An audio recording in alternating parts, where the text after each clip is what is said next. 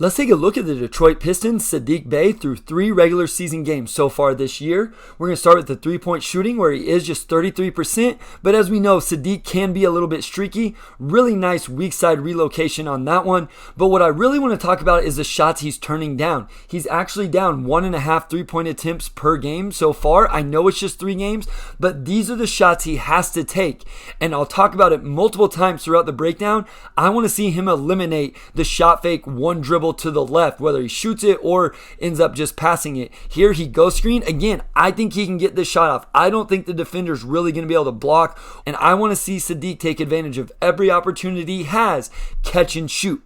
And then if he doesn't have the room to get the shot off, I want to see him straight line drive. So catch, shot fake, jab, whatever it is, straight line drive. Not sidestep, straight line drive like he does right here. And then a beautiful shot fake in the lane, gets himself to the free throw line. Right now, 5.3 free throw attempts per game. I know it's early, but that would definitely be a career high for him. Here in transition again, just catches, straight line drive to the rim for Saddiq. This is where he can be really good. He can be scalable. He can do this as many times throughout the game as you want. Here you have him just a little more. Shot fake, ends up having to spin, but it still turns into a straight line drive to the rim. Shot fakes, gets a foul on Mitchell Robinson, and again gets himself back to the free throw line. I love that. He waits just a second on this one, but straight line drive. Would like to see him finish that.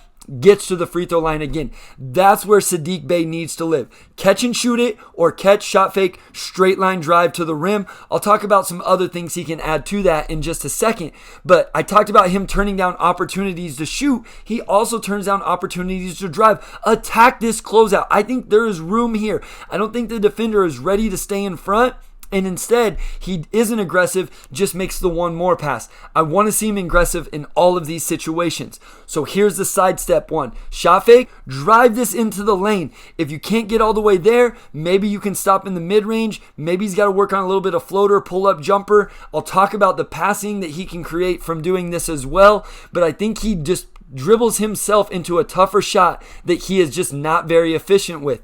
Here is where I'm talking about where he can add just a little bit more. I thought rookie Saddiq Bey, we saw him with a little nuance and finesse in the post. Right here, shot fake. He doesn't get anything out of it. Turn, shoot a little baby hook. Shot fake again. Step through a reverse pivot and get to the rim.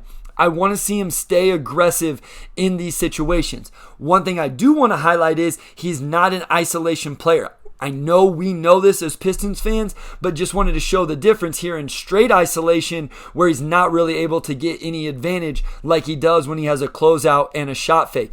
And then the passing, he can create opportunities for his teammates. He's only averaging 2 assists a game, but it could be more if he would catch, shot fake, and drive like he does here. Easy play, shot fake, forces the help defender, and then has an open shot for a teammate. We're going to see here where he goes to the little sidestep shot. There is low shot clock on this situation, but he could have done it. If he drives this one dribble towards the rim, it's going to get this help all the way here, and Bojan Bogdanovic would have been wide open for a catch and shoot 3.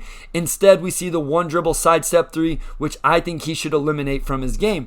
And then you're not going to put him in ball screen situations a lot, but I do think he can do this. He did it a couple times with Stu. I think he needs to pressure the big just a little bit more, does a decent job putting the defender in jail, but then finds Stu with the pick and pop. I think he could attack a little bit, create a longer run out there. Not something you're going to see him in a lot, but I did want to highlight it. Now as we take a look at Saddiq Bey on the defensive end, I'm not going to be overly critical. I just want to highlight a few things to keep an eye on going forward throughout the season. One, off-ball awareness. So he's guarding Paolo Banchero right now, and you see he has completely kind of lost sight of him where he's at. Paolo cuts right into the middle of the lane. We're going to see something similar. He's again guarding Paolo Banchero on this one, lets him face cut all the way to ball side, gets in a good scoring opportunity. Saddiq does a really nice job contesting that one at least. Here we see a nice help as weak side low man, but then he has to make a second effort on this. Not his fault that the closeout wasn't good, but would like to see him step over here, take a charge,